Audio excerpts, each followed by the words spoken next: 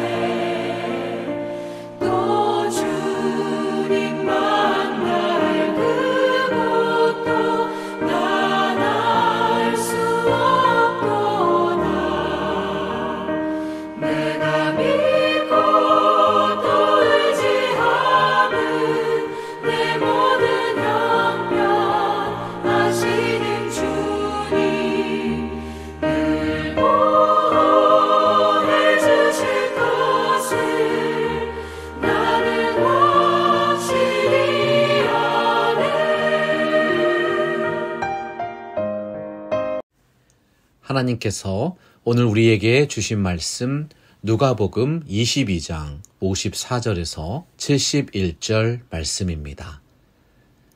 예수를 잡아 끌고 대제사장의 집으로 들어갈새 베드로가 멀찍이 따라가니라. 사람들이 뜰 가운데 불을 피우고 함께 앉았는지라.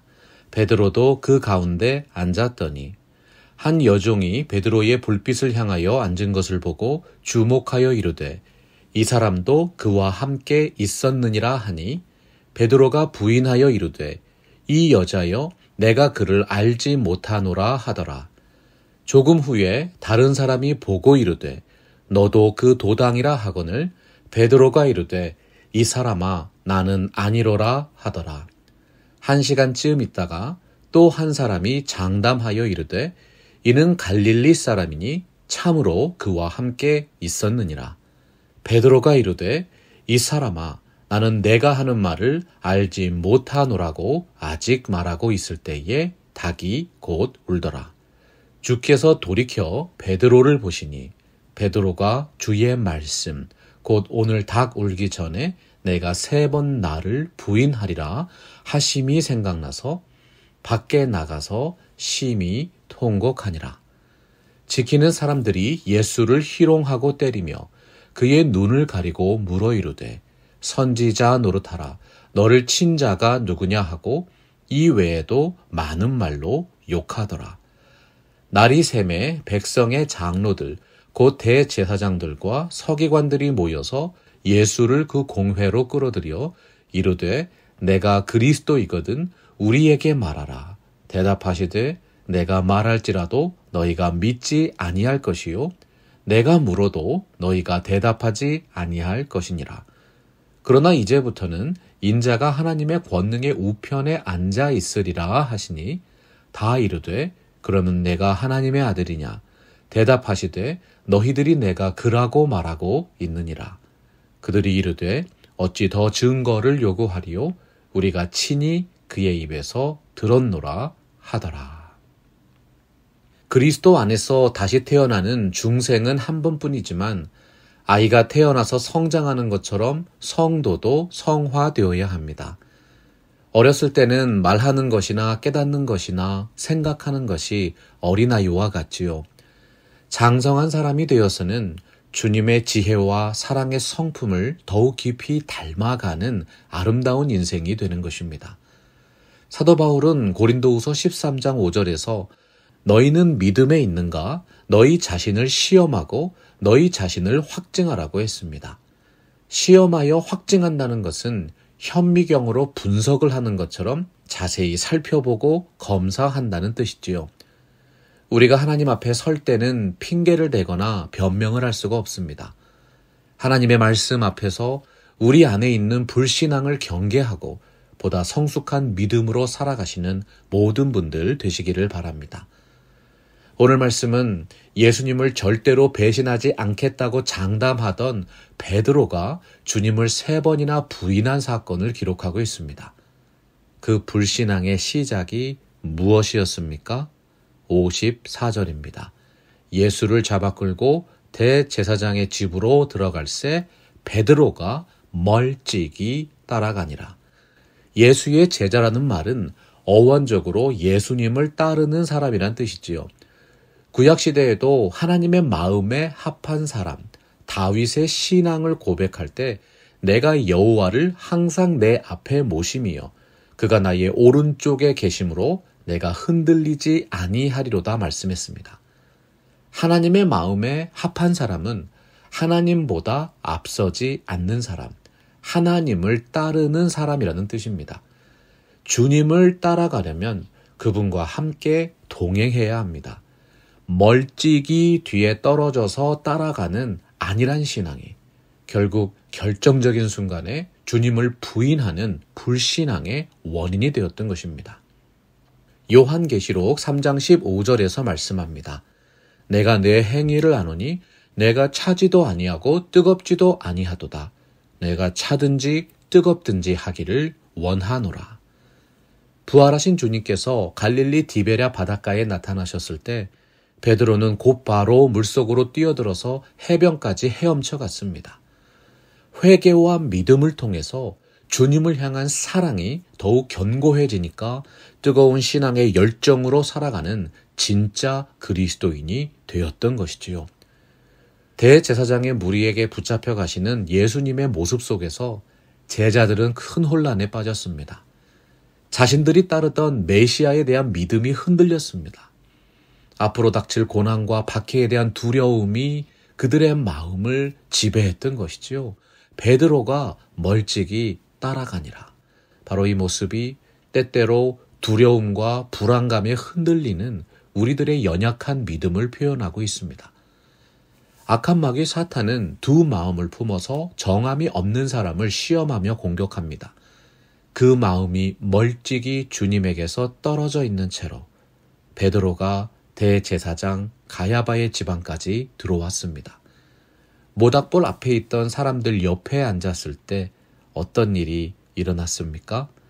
한 여종이 베드로의 불빛을 향하여 앉은 것을 보고 주목하여 이르되 이 사람도 그와 함께 있었느니라 하니. 마당에 있던 여인은 문지기와 같은 역할을 담당했습니다. 그 집에 들어오는 모든 사람들을 살피고 파악하는 역할을 했죠. 베드로가 불빛을 향하여 앉았을 때 그의 얼굴을 알아챈 것입니다. 사람들에게 발각될까봐 멀찍이 몰래 숨어 들어왔는데 자신의 신분이 노출되었습니다. 얼마나 다급한 상황입니까? 더군다나 베드로와 함께 앉아있던 사람들은 모두가 예수님을 대적하는 사람들이었습니다. 당신도 저 반역자 예수를 따르는 사람이냐? 무언의 질문 앞에 베드로는 자신의 신앙을 인정할 만한 용기가 없었습니다. 그들의 포갑적인 태도에 맞설 수 있는 담대한 확신이 없었던 것이죠. 베드로가 부인하여 이르되 이 여자여 내가 그를 알지 못하노라 하더라. 부인한다는 말, 당시 사람들이 사용했던 가장 강한 거부의 표현입니다. 단순히 예수님을 따르지 않았다는 뜻이 아니고 나도 당신들처럼 저 예수를 배척하는 사람이라고 말한 것입니다. 당시 유대인들의 사회에서 극악무도한 죄인을 공동체에서 쫓아낼 때 사용했던 표현이 내가 그를 알지 못한다는 표현이었어요. 사람들에게 존재마저 인정받지 못하고 공동체에서 사라져야 하는 극악무도한 죄인으로 예수님을 정죄하고 부인했던 것이지요. 물이 가득 차 있는 호수의 댐에 조그만 구멍이 생기면 틈새가 조금씩 커지다가 결국 댐 전체가 무너지게 되어 있습니다. 죄악과 투쟁하는 우리들의 신앙도 비슷하죠. 이제 더욱 강하게 예수님을 부인하는 베드로의 불신앙을 보십시오. 조금 후에 다른 사람이 보고 이르되 너도 그 도당이라 하거늘 베드로가 이르되 이 사람아 나는 아니로라 하더라. 베드로도 한때 담대한 신앙을 고백했던 사람입니다. 예수님을 붙잡아온 병사의 귀를 잘라버릴 정도로 극렬하게 예수님을 따르던 사람이었어요. 그런데 그의 마음 속에 두려움과 불신앙이 자리 잡으니까 아무것도 아닌 사람의 말에도 흔들리는 심약한 믿음이 되어버린 것이죠. 마귀의 입술은 성도들의 믿음을 조금씩 갉아먹는 생쥐와 같습니다. 어느 날 갑자기 공격하고 조금 후에 또 공격하고 1시간쯤 있다가 또 다른 사람을 통해서 결정타를 날리는 것입니다. 베드로의 믿음의 성벽을 완전히 무너뜨린 결정적인 진술이 무엇이었습니까? 1시간쯤 있다가 또 한 사람이 장담하여 이르되 이는 갈릴리 사람이니 참으로 그와 함께 있었느니라. 법정에서 죄를 증명하려면 증거나 증인을 대동해야 합니다. 장담한다는 말이 바로 그 뜻이죠. 베드로가 갈릴리 사람이라는 증거까지 제시하면서 참으로 예수의 제자임을 밝혔던 것입니다. 60절 보십시오. 베드로가 이제는 화를 내면서 그 사람을 저주합니다. 베드로가 이르되 이 사람아 나는 내가 하는 말을 알지 못하노라. 아직 말하고 있을 때에 닭이 곧 울더라. 베드로가 예수님의 제자였다는 진술이 거짓말이었습니까? 아니지요. 하지만 그 말이 오히려 베드로의 마음과 입술로 더욱 강력하게 예수님을 부인하게 만들었습니다. 사탄이 즐겨 사용하는 교묘한 언어의 술수에 베드로가 완전히 넘어갔던 것입니다. 베드로가 예수를 3번 부인하는 순간 새벽 닭 우는 소리가 들렸습니다. 그때 주님께서 베드로를 바라보셨습니다. 그를 바라보고 계시는 예수님의 시선과 마주쳤습니다. 베드로가 예수님의 시선을 의식할 수 있었다는 것은 베드로의 그 모든 불신앙의 언어들이 전부 주님께 들린 바 되었다는 사실을 반증하는 것이죠. 여러분, 이것이 얼마나 비참하고 황망한 상황입니까? 베드로의 배반 행위는 주님의 목전에서 이루어졌습니다. 베드로가 주님을 저주하고 정죄하고 부인하는 그 모든 악한 마음과 언어들이 전부 주님의 귀에 들린 바 되었습니다. 실천적인 무신론자라는 말이 있지요. 그리스도인들이 세상 속에서 은밀한 죄악을 저지를 때 그 순간만큼은 하나님이 안 계신다고 생각한다는 사실입니다. 만약 어떤 사람이 죄를 범할 때 하나님의 눈과 귀를 의식했다면 그런 죄악을 저지를 수 있었겠어요? 이것이 바로 두 마음을 품고 주님을 멀찍이서 따라갈 때 일어나는 일입니다. 61절과 62절 보세요.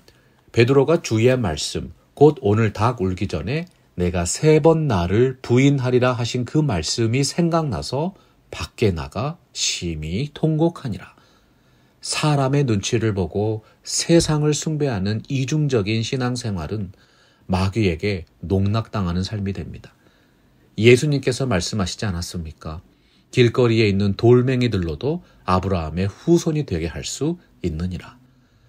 우리는 오직 하나님의 말씀과 기도로 거룩해집니다. 하나님의 약속을 굳게 붙들고 기도하는 믿음으로 올곧게 전진하며 승리를 누리시는 참된 그리스도인 되시기를 주님의 이름으로 축복합니다. 시선을 예수님께로 전환합니다. 자신이 가장 아끼는 수제자에게 면전에서 배신당하는 치욕을 겪으셨습니다. 그런 상황에서 대제사장의 무리들이 어떻게 했습니까? 63절에서 65절이죠. 지키는 사람들이 예수를 희롱하고 때리며 그의 눈을 가리고 물어 이르되 선지자 노릇하라. 너를 친 자가 누구냐 하고 이외에도 많은 말로 욕하더라. 때린다는 말은 가죽을 벗긴다는 뜻이죠. 눈을 가린 후 살이 찢겨나갈 정도로 가혹한 고문을 하고 때린 사람을 알아맞혀 보라고 희롱을 한 것입니다.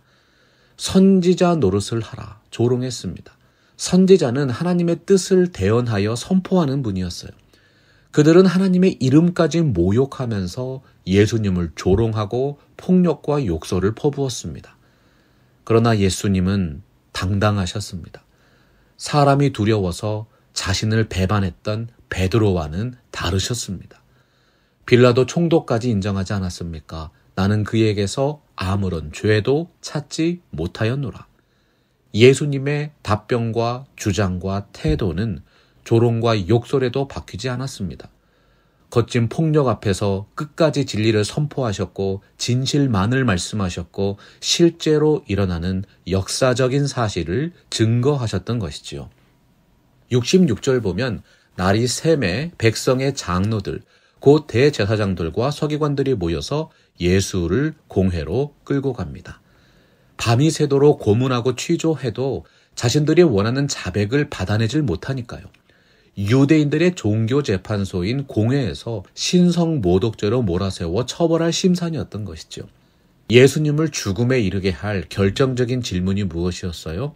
내가 그리스도이거든 우리에게 말하라. 대답하시되 내가 말할지라도 너희가 믿지 아니할 것이요 내가 물어도 너희가 대답하지 아니할 것이니라. 그러나 이제부터는 인자가 하나님의 권능의 우편에 앉아 있으리라 하시니. 이제부터는이라고 말씀하셨습니다. 그동안은 침묵하셨지만 지금부터는 입술을 열어서 선포하겠다는 뜻이에요. 예수님 뒤에서 멀찍이 따라오다가 신앙의 시험에 굴복한 베드로와는 달리 예수님은 그 어떤 두려움과 망설임이 없이 분명하게 선포하셨습니다. 맞다. 내가 바로 그리스도다. 하나님의 권능의 우편에 내가 앉아 있을 것이다. 이스라엘 사람들의 신앙에서 하나님의 보좌 우편에 앉으신 분은 유대인의 왕이요 하나님의 아들이요 다윗의 후손으로 이 땅에 오시는 메시아를 지칭하는 표현이었습니다. 여러분, 예수님의 수제자인 베드로가 어떻게 자신의 신앙을 고백했습니까? 주는 그리스도시요 살아계신 하나님의 아들입니다. 기독교 신앙의 정수를 주님께서 친히 선포하신 것입니다. 70절에서 공회의 대제사장들이 예수의 선언을 다시 확인하여 처벌하고자 되묻습니다. 다 이르되 그러면 내가 하나님의 아들이냐? 대답하시되 너희들이 내가 그라고 말하고 있느니라. 사람은 누구나 자기가 듣고 싶은 것만을 골라 듣는 습성이 있다고 했습니다. 우리 마음 속에 있는 하나님을 향한 믿음과 소망과 사랑이 삶의 환경 속에서 다양한 언어와 행동으로 표현되는 것이죠. 모든 일을 하나님의 은혜라고 믿는 사람은 그것이 좋은 일이든 나쁜 일이든 모든 것을 합력하여 선을 이루시는 하나님의 신실함을 더욱 의지합니다. 그러나 그 마음에 두려움과 불신앙이 들어서면 자기 자신이 예수의 제자라는 사실도 고백하지 못하는 참으로 연약한 믿음이 되는 것입니다. 예수님의 말을 트집 잡는 공회의 장로들을 보십시오. 그들의 귀는 오로지 예수님을 죽이기 위해 필요한 증거만을 찾고 있습니다. 유대인들이 그토록 기다리던 하나님의 아들이 면전에 서 계신데도 전혀 그분을 알아보지 못했던 것이지요. 예수님이 67절에서 그들의 불신앙을 어떻게 요약하셨습니까? 내가 말할지라도 너희가 믿지 아니할 것이요 내가 물어도 너희가 대답하지 아니할 것이니라. 예수님께서 선포하신 진리의 말씀은 결국 그분을 처형시키는 직접적인 단서가 되었습니다. 하지만 예수님의 답변을 잘 살펴보십시오. 너희들이 내가 그라고 말하고 있느니라. 예수님은 공회나 법정에서 신성을 모독하거나 사형을 받을 만한 발언을 하신 것이 아닙니다. 장로들의 속마음을 꿰뚫어 보시고 그들이 말하고자 하는 본심을 끄집어내어서 예수님이 메시아이심을 밝히셨던 것이죠. 그런데 그들의 흉악한 속셈이 어떻게 확증되었어요? 71절입니다. 그들이 이르되 어찌 더 증거를 요구하리요? 우리가 친히 그 입에서 들었노라 하더라. 우리의 마음속에 품고 있는 의도와 속뜻이 삶의 모든 일들을 받아들이는 판단의 틀이 됩니다. 좋은 의도와 바른 뜻을 마음속에 세워갈 때 비로소 삶의 상황들을 바르게 분별하여 받아들일 수 있는 좋은 신앙 생활이 이루어지는 것이지요. 시편 37편 31절에서 말씀했습니다. 그 마음에 하나님의 말씀이 있으니 그 걸음에 실족함이 없으리로다. 하나님의 진리의 말씀을 통해서 모든 것을 분별하십시오. 여러분의 마음과 삶을 이어주는 가장 중요한 연결고리는 하나님의 말씀입니다. 페르시아 격언에 보면 과거가 없는 성자도 없고 미래가 없는 죄인도 없다고 했습니다. 아무리 유명한 성자라도 그 인생에 흠이 있고 아무리 사악한 죄인도 미래를 소망하면 선한 것이 있습니다. 우리가 아직 죄인 되었을 때에 그리스도께서 우리를 위하여 죽으심으로 우리를 향한 하나님의 사랑을 확증해 주셨습니다. 언제나 그 주님의 은혜와 사랑을 기억하면서 과거의 기억을 새롭게 하십시오. 오늘도 주님께 더욱 감사하시면서 밝은 미래를 위해 신실하게 살아가는 당당한 주님의 제자들이 되시기를 바랍니다. 사람은 누구나 비슷한 인생을 살아갑니다. 하지만 인생의 목적을 하늘에 두고 사는 사람과 이 땅에 두고 있는 사람은 그 삶의 모습이 다를 수밖에 없지요. 마지막을 이미 알고 있기 때문에 이 땅에서의 삶도 차이가 날 수밖에 없습니다. 우리가 과거를 바꿀 수는 없습니다. 그러나 우리에게는 언제나 오늘이 있습니다. 보다 나은 미래를 약속하시는 하나님의 말씀이 있습니다. 2024번째 맞는 고난주간입니다. 우리를 죽기까지 사랑하신 하나님의 은혜와 평강이 여러분의 삶에 믿음이 되고 소망이 되고 사랑이 되시기를 간절하게 축원합니다. 말씀 앞에서 경외함으로 주께 홀로 섭니다. 생명의 말씀 읽고 순종해 주를 예배합니다. 기록된 말씀 힘이 있어